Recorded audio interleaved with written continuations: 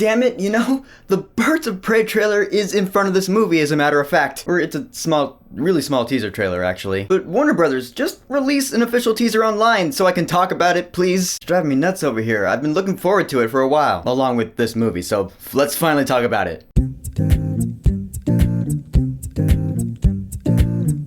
It Chapter 2. So It Chapter 2, in case you couldn't tell, is the sequel to the widely successful, highest-grossing horror film of all time, It Chapter 1. Came out 2 years ago, and everyone loved it. I'm not really into horror movies that much. I've seen a few, but it's not my favorite genre, and I love the fuck out of that movie. That's how good it is. So now we have the highly anticipated sequel, based on the rest of the famous 1986 novel from Stephen King. So It Chapter 1, took place in the 80s. It was about this group of kids dealing with this clown creature thing. It Chapter 2 fast forwards 27 years later, so now they're all adults. They reunite in Derry, Maine, because it has returned. And they made that oath at the end of Chapter 1, swearing that if it ever comes back, they'd come back too. So now it has returned, so now the Losers Club returns. We're gonna try to find a way to take care of this creature once and for all and put a stop to all the terror. And now we have our highly anticipated sequel that is damn near 3 hours long. And complete honest truth, I dug this movie, man, and I've seen some mediocre reviews, some people saying, yeah, it's not as good as Chapter 1, it's a bit long and it drags. I don't think it's dragging. Okay, here's what I gotta say before I dive into the characters. Is this a long movie? Yes, but you know what else was a long movie?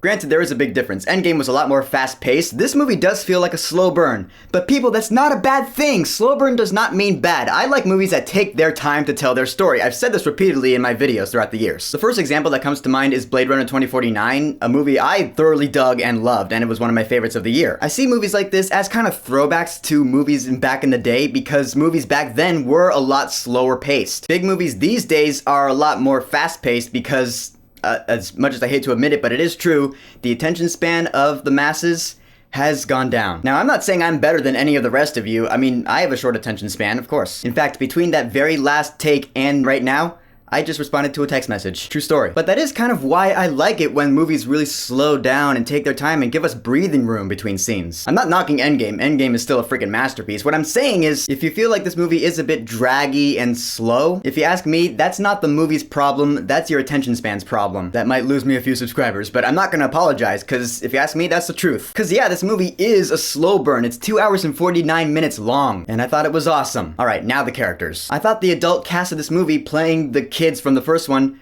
were great! All of them! Mike Hanlon, Eddie Kaspbrak, James McAvoy plays Bill Denborough. He did a really good job. Jay Ryan plays Ben, all grown up and fit. He was actually one of the standouts to me. I liked his story arc in this movie. And Jessica Chastain as older Beverly Marsh. A few of the scenes that focused on her were like highlights of the movie to me. And there is still that kind of love triangle-ish that there was in the first movie between her and Bill and Ben, which is kind of funny given their current circumstance when they start out in this movie, which I'm not gonna spoil for you, I'm just saying though. But I thought Jessica Chastain's acting in particular was pretty good. But folks, I'm gonna get right down to it. This movie is hands down the best acting from Bill Hader I have ever seen. Since before, I didn't really take Bill Hader too seriously. I mean, I thought he was funny and other things, sure, but never once did I think to myself, yeah, Bill Hader, serious actor, until I saw this movie. By the end of this movie, I swear to God, a couple of his scenes almost had me in tears. I didn't tear up or anything, but I almost did because of a couple of his scenes. I'm telling you, if you never took Bill Hader seriously, watch this movie, if you can. And of course, we have the return of Bill Skarsgård as Pennywise the Clown, one of the forms of It. And if you thought he was good in Chapter 1,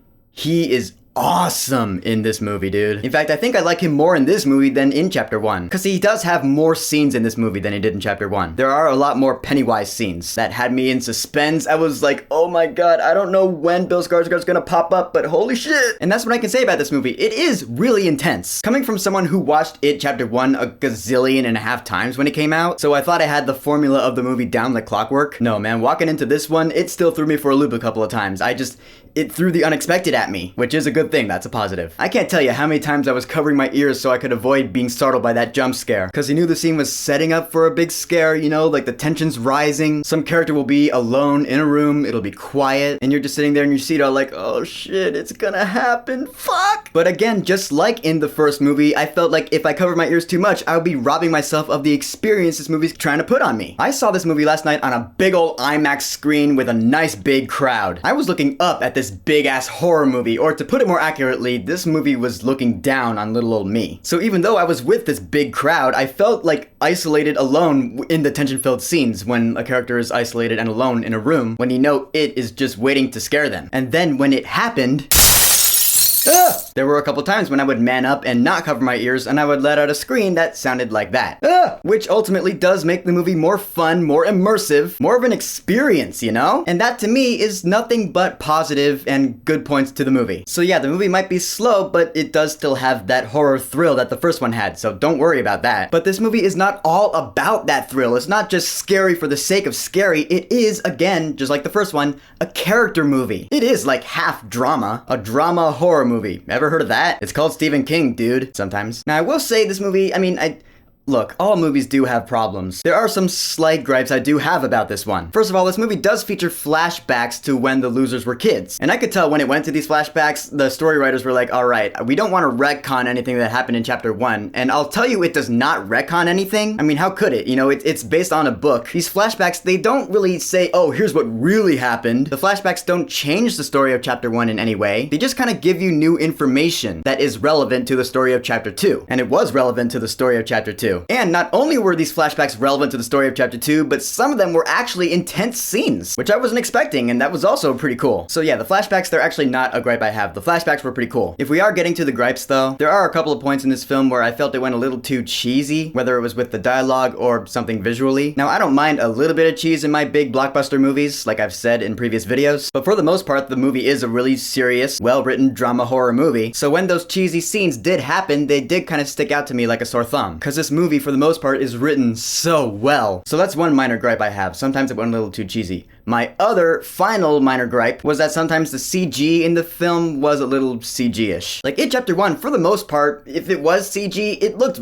pretty good. In fact, I think the CG in chapter 1 was better than the CG in chapter 2. Because sometimes like there would be a big CG thing, no spoilers, and I would be like, that is clearly not real. I mean, there's no way it could be real. I mean, that's a big CG thing. Those don't exist in our world, as far as I know. But you know what? Neither do Mad Titans, but Thanos looked pretty freaking real. I feel like since Marvel has like the best CG in movies these days, there's no real excuse for bad CG anymore. So sometimes when there's a big CG thing in this movie that looks obviously fake, again, it stood out to me like a sore thumb. And I'm like, alright, you know, it's not, it brought the scene down in like a little way. It didn't affect the story or the intensity of the scene at all. I was still like, holy shit, what the fuck is gonna happen? But the CG of this big object could be admittedly cleaned up a lot. And there you go. Those are my two minor gripes. Cheesiness and CG-ish CG. Other than those, guys, I gotta say, I completely dug this movie. And normally I would reshoot that line because there was a voice crack in there, but you know what? I'm keeping it in because that was passionate and real, and that's how I feel. The characters were very well written. The story was a slow burn, yes, but it took its time, and I dug that because the movie's like, hey, sit down,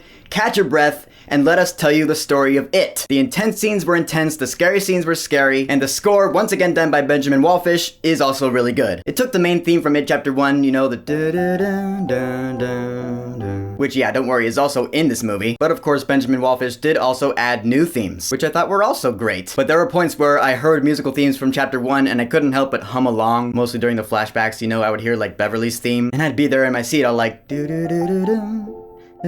Cause it's just great music, dude. Guys, I'm telling you, It Chapter 2 is a fulfilling conclusion to the It duology, which when it comes out on Blu-ray, you'll have It Chapter 1, It Chapter 2. You'll have this 5-hour horror drama epic, the likes of which I've never seen before, and it might just go down in history as one of the most memorable horror movies of all time. I mean, that's a bold statement, but I'm just saying, it's really good. And yeah, it's happening. For It Chapter 2, I will say, go see this movie right now. But seriously, Warner Brothers, come on. So, It Chapter 2, have you seen it? What did you think about it? Whatever you think, go ahead and leave a comment.